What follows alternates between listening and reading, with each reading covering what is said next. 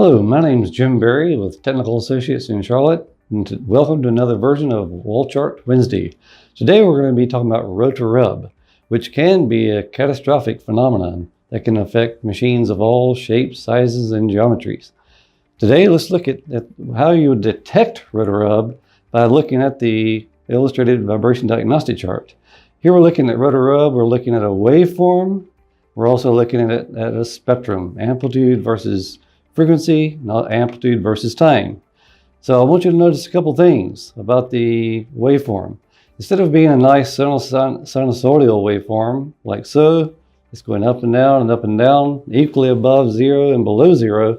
Instead, we're seeing something that looks good on the first rev. On the second rev, we get a truncation, a flattening of the waveform that occurs here. Then it's okay, and then it flattens out again, called a truncation, and it's okay.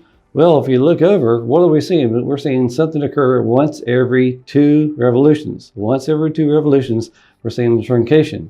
Now, if you look over at the spectrum, you'll see frequencies that are not supposed to be there. 1/2 times RPM, 1.5 times RPM, that's 1.5 times RPM, 2.5 times RPM. So these frequencies, 1/2 times or 1/3 times or 1/4 times, are not invited to the party. The fact that they are there is a cause for concern.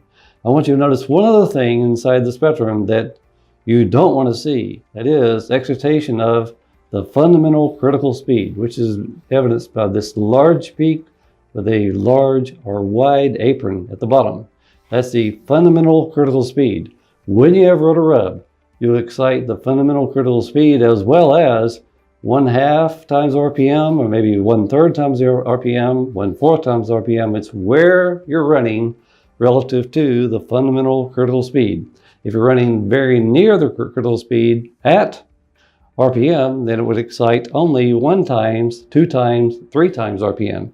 If you're running about twice the critical speed, instead, if you're running about twice critical speed, you would excite what we see here, 1/2, 1.5, 2.5, etc. Finally, if you're running 3 times the critical speed, you would excite 1/3, 2/3, 4/3, and 5/3. That is multiples of 1/3 times RPM. So that's a quick and dirty version of Rotor Rub and how it would be detected via the wall chart within the instruments that you're evaluating the machine. And another time, we'll discuss a little bit more about Rotor Rub, the phenomenon itself. Thank you and have a good day.